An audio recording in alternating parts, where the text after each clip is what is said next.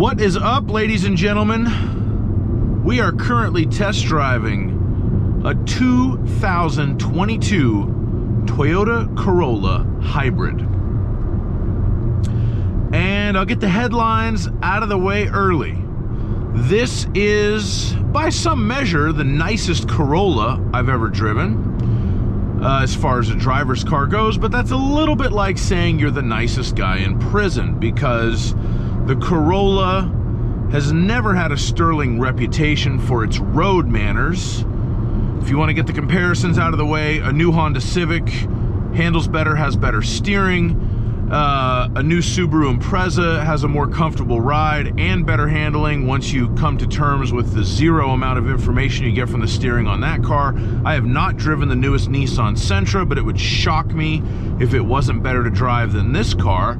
However, the Corolla Hybrid has a trump card that none of those others can compete with, and that would be 52 miles per gallon on the highway and 53 in the city. And from what I've seen so far out of this car, those numbers are more than legit. So in this day and age, this being late June of 2022 that I'm recording this, we can forgive this car many faults for that fuel economy, because gas has gotten quite pricey lately. And when it comes right down to it, this is a nice car to drive. And the type of person I think who would buy this would like it a lot, because I see somebody coming out of an old Prius with 180,000 miles. I see somebody coming out of, like, you know, just something old and compact, and they want something new and compact that still gets good mileage. And this definitely feels like a new car. No squeaks or rattles to speak of, which is nice. The steering is okay. Just don't try to hustle it through anything, because that's not what it wants to do. The ride could be a little bit smoother, but it is nothing that will offend you. It's certainly not what I would describe as uncomfortable. The brakes are good. No complaints there. The seating position is nice. The visibility is very good. This particular one does have the blind spot monitoring package, which is a very nice feature. That is an option on the Corolla Hybrid, but it's an option that I would recommend both for daily driving and also for resale value. I feel like that's one of those things that if you pay extra for it, you're probably going to get that money back when it comes time to sell the car on. So if you have the opportunity to order one, or if you're thinking about one, I would recommend the blind spot monitors. At lower speeds like this, the car's perfect, and you can really feel its Japanese heritage, because the Japanese typically do not drive very fast. They do have some highways, but your typical Japanese person isn't utilizing those. They'll usually take the Shinkansen if they're taking a long trip. So at highway speeds, the Corolla is not as happy, but at lower city speeds, it feels relatively perfect. The steering is accurate, and it does give you some feel, but it has this tendency to sort of rubber band. It's hard to explain. It's like the steering feel and effort will change mid-curve, especially if you give it a little too much. Like, it just doesn't like that. And that's my lane departure alert warning system beeping at me as I drive slightly aggressively. This is an old boy in a C4 Corvette ahead of me here. When he passed me, I could hear that he had a manual transmission, and he was very intent on getting past me, although he doesn't seem to want to do what it takes to shake me at the moment. So there you go. The 2022 Toyota Corolla Hybrid will keep up with a old man in a late C4 Corvette. I'm imagining that has the LT1 V8 in it. What else do you need out of life? 53 miles per gallon in the city, and it's just as fast as a Corvette. done, son. Oh. I will say, so this being a hybrid, the gasoline engine, its level of involvement in the process varies from time to time and spot to spot. And when it has to rev, it's not very refined. I don't understand why Toyota's 4-cylinder engines are not smoother than they are, because every other automaker in the world are at this point. But there's just a coarseness. You can feel some vibration from the engine. And I mean, this car's got, how many miles this car got on it? This car's only got like, 2,800 miles. So this is a relatively new car. I'm sure it hasn't even had its first service yet.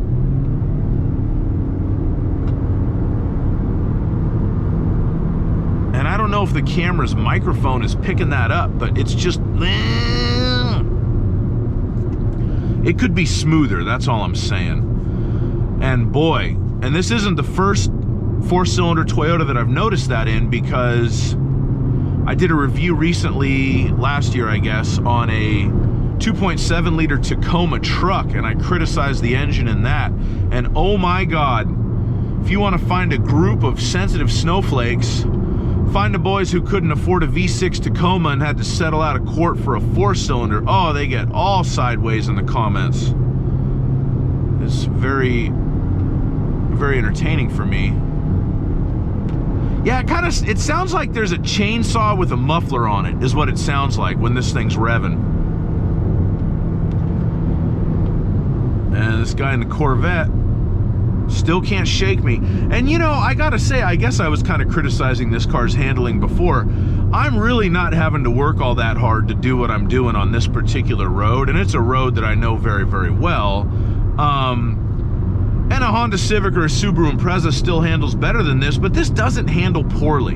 And people watch my YouTube videos for strange reasons. I make these with the intention of imparting knowledge to someone who is considering purchasing one of these vehicles. That's what I think. That I'm trying to give you consumer advice here. But a lot of times what I find, like my aforementioned Toyota Tacoma 2.7 liter review, is the people who are actually watching it are people that already bought the car. So if you already own one of these Corolla hybrids, first of all, congratulations. I'm jealous of your fuel economy because it is real.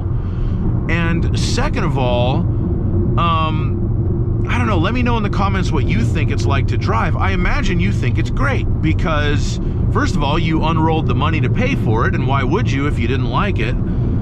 And, you know, you just might not have that kind of frame of reference of wanting a car that handles super well. I feel like somebody who's shopping for a Corolla, that's not like the top priority on their list, but I could be wrong. Talk about refinement. I'm doing about 65 on a smooth road.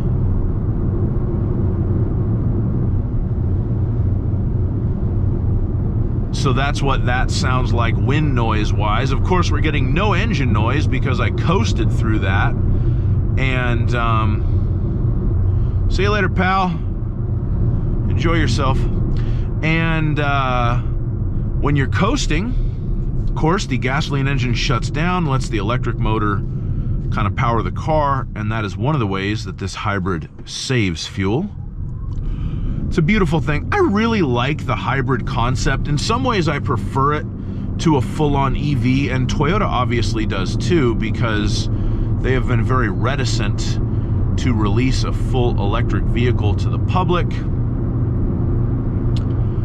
And they're finally doing that, and we'll see how that goes. But I'll tell you what, for the mileage this thing gets, it makes all the sense in the world. I mean, anybody who decides to buy one of these cars, I cannot criticize you at all.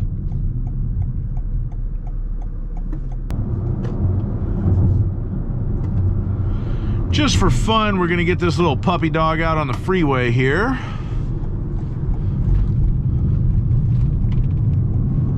Give it the beans.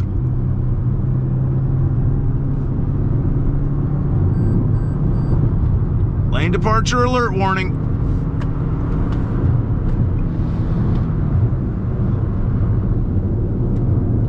It is faster than that 4-cylinder Corolla or Tacoma that I drove. I'll give it that.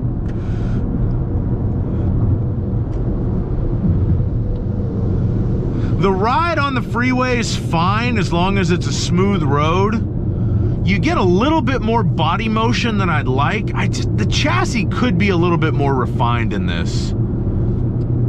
Toyota has a sterling reputation, and in a lot of ways they've earned it. They're clearly extremely reliable cars. For the most part, the newer ones are very safe cars. The resale value is good for those reasons, but there's a certain amount of refinement that they just, at least their cheaper cars should have, but don't. And to be honest, when I say that, I'm really splitting hairs. Because if you're coming out of, you know, let's say a 20-year-old Corolla and you get into this thing, you're going to think it's fantastic. And you're not going to be wrong. Because compared to what you're used to, it will be fantastic. But it's in some ways just not quite as good as the competition. But again, I forgive it all of its faults for that fuel economy. I mean, I wouldn't buy one, don't get me wrong, but I could certainly understand why somebody would, because that gas mileage is a strong proposition. And there's nothing offensive about this car. It's just that if you're sensitive to the issues of chassis tuning and steering feel and high RPM engine refinement, it leaves a little bit to be desired. But overall, a very nice car for someone else. And if that someone else is you, congratulations. I think you made an excellent choice.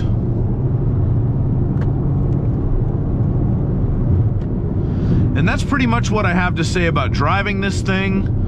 I'll put links in the description to a full review and some other stuff maybe. And yeah, that's the Corolla Hybrid. It's an exciting car for an extremely boring reason. But the way gas is these days, it ain't that boring anymore.